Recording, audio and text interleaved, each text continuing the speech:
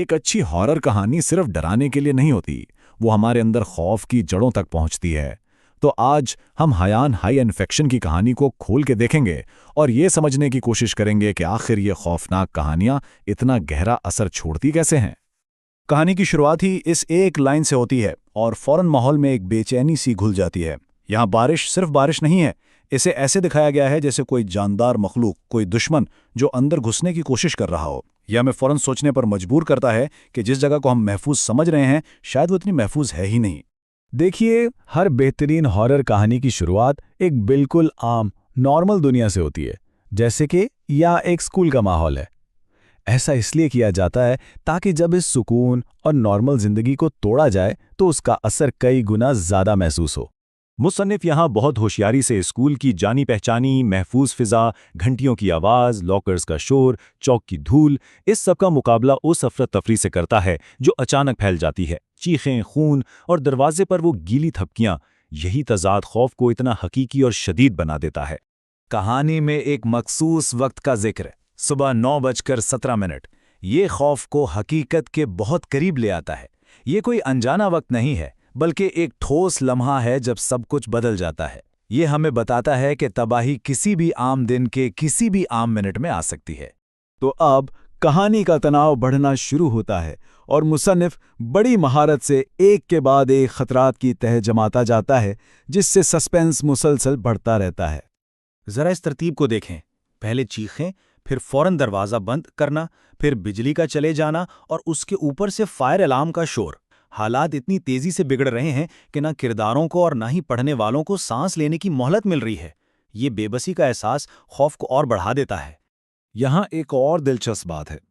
बाहर की दुनिया से जो भी मालूमात आ रही हैं वो इन टूटे फूटे टेक्स्ट मैसेजेस के जरिए आ रही हैं।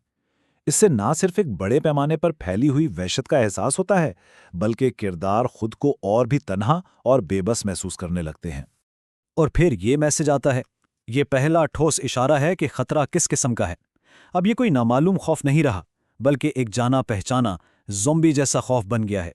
एक ऐसा खौफ जिसे हम फिल्मों और कहानियों से जानते हैं और जिससे डरते हैं। ये आखिरी टेक्स्ट मैसेज ये सबसे ज्यादा खौफनाक है। ये एक अखलाकी बहरान पैदा करता है। ये वो लम्हा है जब मुआशरे के सारे असूल टूट जाते हैं। अब अपनी जान बचाने के लिए हर कीमत चुकानी पड़ेगी, चाहे वो इंसानियत ही क्यों ना हो। मुसन्निफ यहाँ खामोशी को एक हथियार के तौर पर इस्तेमाल करता है। कभी कभी शोर की अदम मौजूदगी, वो खामोशी शोर से भी ज्यादा डरावनी होती है। ये इंतजार का खौफ है, ये उस अनजाने का खौफ है कि अब आगे क्या होने वाला है। तो अब हम कहानी के क्लाइमैक्स पे पहुंच चुके हैं, वो लम्हा जहां अब तक का बनाया गया सारा तनाव, एक्शन और बचाव की भागदौड़ में फट पड़ता है। यहाँ मंजर नगारी कमाल की है। धुंधली आंखें, हवा में चलते जबड़े, खून से लथपथ राहदारियां, ये तफसीलात खौफ को सिर्फ एक ख्याल नहीं रहने देती, बल्कि उसे एक हकीकी और ज़ाती तजुर्बा बना देती हैं। ये लम्हा बहुत अहम है। ये कहानी सुनाने वाले का ज़ाती मौत के करीब का तजुर्बा है। ये एक दौर के खतरे को बिल्कुल करीब, ठोस और फौरी बना देता है। इससे हमें एहसास होता है कि दांव पर क्या लगा है। यहां से कहानी का रुख बदलता है। फौरी खतरा थोड़ा कम हो जाता है, लेकिन इसकी जगह एक नया, ज्यादा गहरा नफ्सियाती खौफ जन्म लेता है। जिंदा बच जाने का खौफ और उसकी कीमत का खौफ। ब्रॉडकास्टिंग रूम की खिड़की से नजर आने वाला ये मंजर, ये खौफ को एक स्कूल की हुदूद से निकालकर पूरे शहर तक फैला देता है। इस एक तस्वीर से बचाव की हर उम्मीद दम तोड़ देती है। एक छोटा सा मसला अब एक आलमी तबाही की शक्ल इख्तियार कर चुका है। और ये शायद कहानी का सबसे बड़ा मोड़ है। असल खतरा अब बाहर मौजूद भीड़ नहीं, बल्कि पनाहगाह के अंदर मौजूद एक दोस्त है। बैरूनी लड़ाई अब एक अंदरूनी, ज्यादा जाती खौफ में बदल चुकी है। तो अब हम कहानी के आखिरी हिस्से में हैं। यहाँ अफरा तफरी और शोर की जगह एक खामोश, जाती दहशत ने ले ली है। और सच पूछें तो क्या खामोश खौफ बुलंद आवाज वाले खौफ से ज्यादा डरावना नहीं होता?